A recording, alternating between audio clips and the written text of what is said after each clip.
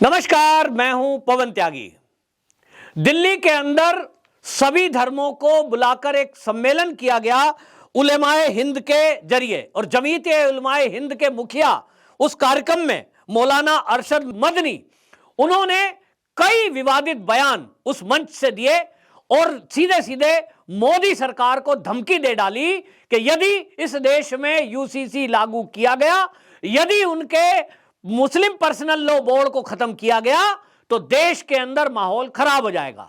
यह जो मदनी का बयान है यहीं तक नहीं रुका, उन्होंने इस देश का जन्म इस्लाम से बता दिया और उन्होंने कहा कि मोहम्मद पैगंबर साहब के जो पहले पैगंबर थे खुदा के, भारत के सबसे पहले पैगंबर अब्दुल बसर सईदाला आलम थे, और वो कहते हैं कि भारत मुसलमानों की पहली मातृभूमि है। उन्होंने आरएसएस के जो सरसंचालक हैं मोहन भागवत जी, उनके बयान को भी गाली दे दी और उन्होंने ये तक कह दिया कि ये जो सरकार है ये न्यायपालिका को भी दबाकर फैसले कर रही है, यानी न्यायपालिका के फैसलों को भी सवालों के घेरे में ला दिया। एक तरह से एक नैरेटिव चलाने की कोशिश की कि राम मंदिर का मुद्दा हो चाहे ज्ञानवापी का मुद्दा हो, न्यायपालिका जो फैसले कर रही है वो दबाव में किए जा रहे हैं। यानी एक तरह से देश के अंदर मदनी ने यह कोशिश की है कि किस तरह से लोगों को भड़का कर इस सरकार के विरुद्ध कर दिया जाए। इस तरह की बयानबाजी में उन्होंने यूसीसी पर जहां धमकी दी है, यह सवाल समझ में आ रहा है कि बाकी चीजें तो उन्होंने केवल लोगों को बरगलाने के लिए बोली है। जो उन्होंने इस देश के बारे में बोल दी है, चाहे उन्होंने धर्म के बारे में बोल दी है, इस सब को लेकर हालांकि मदनी का विरोध शुरू हुआ और उस मंच से ही शुरू हुआ जिसको लेकर के वहां जैन मुनि ने वो मंच छोड़ दिया। लेकिन सवाल यह है कि मदनी का ऐसे समय में यह बयान क्यों आया है जब 2024 के चुनाव की तैयारियां अब मोदी सरकार कर रही है और अगले एक साल के अंदर 9 राज्यों। उन्होंने कहा कि ये जो भारत है, ये भारत जो है ये मुसलमानों का देश है और सबसे पहला अगर दुनिया में कोई इंसान था तो वो आदम और हव्वा, उनको उन्होंने बोल दिया कि वो तो मुसलमान थे, यानी सब भारत के जो लोग हैं वो उसी की संतान है। उन्होंने कहा तुम्हारा पूर्वज हिंदू नहीं था, तुम्हारा पूर्वज मनु यानी आदम था, और मैंने धर्मगुरुओं से पूछा कि जब कोई नहीं था, न श्री राम न ब्रह्मा, तब मनु किसकी पूजा करते थे? कुछ लोग बताते हैं ओम की पूजा करते थे। इन्हें ही तो हम अल्लाह कहते हैं, इन्हें ही आप ईश्वर कहते हैं, इन्हें ही ईसाई गॉड कहते हैं। यानी वो कहते हैं कि जब दुनिया में मनु थे और मनु किसी की पूजा करते थे तो ओम की करते थे, और ओम को ही हम अल्लाह कहते हैं, यानी वो भी अल्लाह के पूजने वाले थे। ऐसा इस मदनी ने दिल्ली के एक धार्मिक कार्यक्रम में बोला, जो कार्यक्रम था कि सब धर्मों को समान रूप से भाईचारा बढ़ाने के लिए दिल्ली में एक कार्यक्रम किया गया था। और उस कार्यक्रम में जिस तरह के ये बयानबाजी दी उन्होंने, उसके बाद आपको बता दूं कि जैन मुनि उस स्टेज को छोड़कर चले गए और बाकायदा उन्होंने विरोध प्रकट किया कि जिस तरह की बयानबाजी यहां की जा रही है। यूं तो यह कार्यक्रम किया गया था कि सर्वधर्म सम्भाव, सभी धर्मों के लोग यहां आएंगे, सब मिलकर के देश में भाईचारा बढ़ाने का बयान देंगे, और यहां से जो मैसेज जाएगा दिल्ली से, वो मैसेज पूरे भारत में जाना चाहिए कि सभी धर्मों को भारत में अपने अपने तरीके से पूजा पद्धति करने की आजादी है और सब मिलकर के देश की तरक्की में काम करेंगे। लेकिन ये जो मौलाना मदनी का बयान है, इस बयान से जहां एक तरफ ये बहस छिड़ी कि आखिरकार मदनी ने यह बयान दिया क्यों।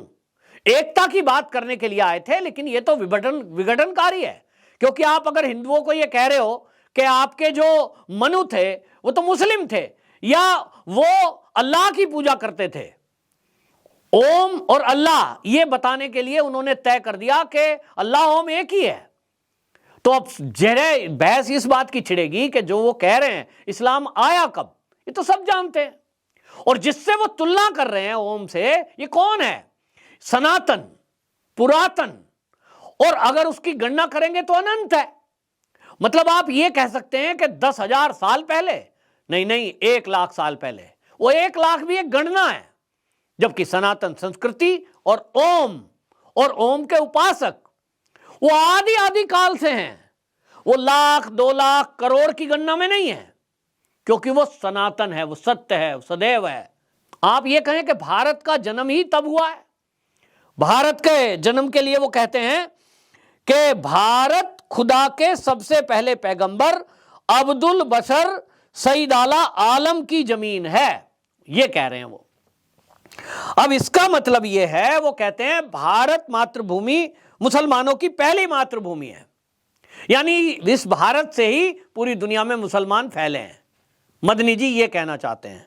अब मदनी जी से पूछें कि उनके जो पहले पैगंबर हैं अब्दुल बशर सईद आला आलम, वो कह रहे हैं कि वो भारत में थे, उसके बाद भारत में सब इस्लाम हो गया, फिर उसके बाद वो दुनिया में फैले। तो भाई भारत का जो इतिहास है, वो जो भगवान श्री राम, भगवान श्री कृष्ण हैं, वो कब आए थे? वो सब बाद में आए थे, उसके पहले सब इस्लाम धर्म था सारा। क्या कहना चाहते हैं? आखिरकार आपको बताऊं कि ये सब जो है इस तरह की बयानबाजी उन्होंने जो की, इसके साथ मोहन भागवत को लेकर भी विवादित बयान दिया और उन्होंने मोहन भागवत को जाहिल तक करार दे दिया उस बयान को जो मोहन भागवत जी ने कहा था, जिसमें उन्होंने ये बयानबाजी दी थी। और इसी बात को आपको बता दूं कि न्यायपालिका पर भी गंभीर टिप्पणी की उन्होंने। न्यायपालिका को लेकर भी मदनी ने कहा कि ये सरकार के दबाव में काम कर रहा है, और इस तरह के विवादित बयान देकर जहां एक तरफ उस पूरे कार्यक्रम पर, आयोजन पर सवाल उठा, सवाल ये भी है कि मदनी जो कि इस्लाम में इतने माने जाने, भारत के या इस्लाम के मानने वालों में एक पढ़ा लिखे में माने जाते हैं, और आपको देखिए कि जमीयत उलमा हिंद जो है उसके मुखिया हैं, यानी एक बहुत बड़े तबके का प्रतिनिधित्व करते हैं। उन्होंने ये बयान दिया क्यों? सब जानते हैं कि इस्लाम का जन्म कब हुआ, और सब ये भी जानते हैं कि सनातन धर्म का जन्म कब हुआ है। उसका तो अनंत है, सनातन का मतलब ही वही है कि जो आदि काल से रहा हो। तो ये जानते बूझते इस तरह का बयान फिर क्यों? असली मुद्दा यह है कि देश में जब से समान नागरिक संहिता की बात उठी तो कुछ कट्टरपंथी लोगों को यह सहन नहीं हो रहा, और इसलिए नाम तो था कि सर्वधर्म समभाव एक सभा बुलाएंगे, उसमें सिख धर्म के लोगों को बुलाया गया, जैन मुनि को बुलाया गया, उसमें बाकी लोगों को भी बुलाया गया, दिखाने की कोशिश की गई कि हम तो एकता की बात कर रहे हैं। लेकिन आपको बता दूं असली एजेंडा उनका क्या है। असली एजेंडा उनका केवल यह था कि वो इस दिल्ली के मंच से सरकार को धमकी देना चाहते थे, दबाव का एक रणनीति बनाना चाहते थे, ये दिखाने के लिए कि देखिए सब धर्म के लोग हमारे साथ हैं, और हम इनके सामने सरकार को चेतावनी दे रहे हैं कि यदि वो यूसीसी लाई तो देश के अंदर माहौल खराब हो जाएगा। मदनी जी बड़ी चालाकी से गोल गोल जलेबी की तरह घुमाकर ये कह रहे थे कि ये जो भारत है, वो बोलते हैं कि यहां जो है सब लोग जो है मिलकर रहते हैं, इसकी अखंडता की बातें उन्होंने की, लेकिन वो कह रहे हैं समान नागरिक संहिता वो मुद्दा है जिससे भारत की अखंडता पर फर्क पड़ेगा। अब मदनी जी ये कहना चाह रहे हैं कि यदि समान नागरिक संहिता आपने लागू की तो देश का अमन चैन बिगड़ जाएगा। तो सवाल यह है, बिगाड़ेगा कौन? क्यों बिगाड़ोगे? सवाल यह भी है कि समान नागरिक संहिता, इसका मतलब सभी धर्मों पर लागू होगी, तो आप बेचैन क्यों हैं? इस देश के अंदर जितने भी धर्म के पालन करने वाले लोग हैं, अनुयायी हैं, सबको दिक्कत होनी चाहिए, किसी को दिक्कत नहीं है। तो आप कहते हैं हमारा तो मुस्लिम पर्सनल लॉ है, उस लॉ बोर्ड के नियम को खत्म करना चाहते हैं।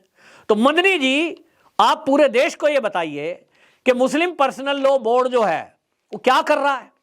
तो जनसंख्या नियंत्रण कानून अगर आ रहा है तो आपको इससे दिक्कत है। आप कहते हो साहब मुसलमानों को टारगेट किया जा रहा है, तो जनसंख्या नियंत्रण कानून केवल क्या मुसलमानों पर लागू होगा? हिंदू परिवारों में बच्चे नहीं हैं 2 से अधिक, और यहां 2 और 4 की बात ही नहीं है, उसके पहले ही विवाद खड़ा कर दिया। यानी आपको भारत के बने हुए हर कानून से दिक्कत है। ऐसा क्यों? आप कहते हो कि हमारा समान नागरिक संहिता ये मुसलमानों को टारगेट किया जा रहा है, तो आप मुस्लिम पर्सनल लॉ चाहते हैं कि जो हमारे ऊपर पर्सनल लॉ हमारा है हम तो मानेंगे नहीं भारत के संविधान को। तो भारत का संविधान कहता है कि यदि कोई व्यक्ति अपनी पत्नी से तलाक लेता है तो उसकी बच्चे जो हैं उनको पिता की संपत्ति में अधिकार है। लेकिन आप ये चाहते हैं कि भारत के इस संविधान को देश का मुसलमान ना माने और वो तलाक पे तलाक देता रहे और वो 4 पत्नी रख सके और तलाक दे दे पहली वाली को तो कोई गुजारा भत्ता ना दे, बच्चों को कोई प्रॉपर्टी का अधिकार ना दे। केवल मुसलमानों को ही ये छूट क्यों? फिर हिंदुओं के लिए भी क्यों ना हो, ईसाई के लिए भी क्यों ना हो कि वो भी 5 शादी कर सकें और तलाक दे करके बच्चों को कोई प्रॉपर्टी का हक ना दे और जो पत्नी है उसको गुजारे के लिए कोई पैसा ना दे। क्या होगा अगर इस देश के हिंदू भी, ईसाई भी, सिख भी, जैन भी, बौद्ध भी इसी नियम को मानने लगे? तो क्या होगा? इसका असर किस पे पड़ेगा?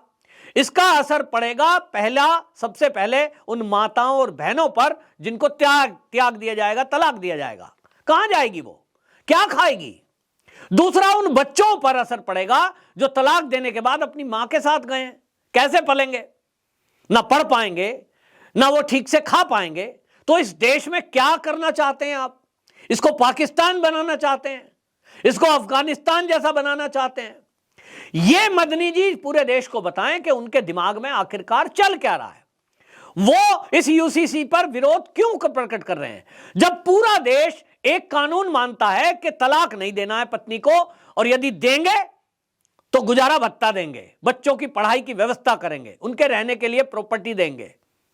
आप कहते हो हमारा तो अलग कानून है।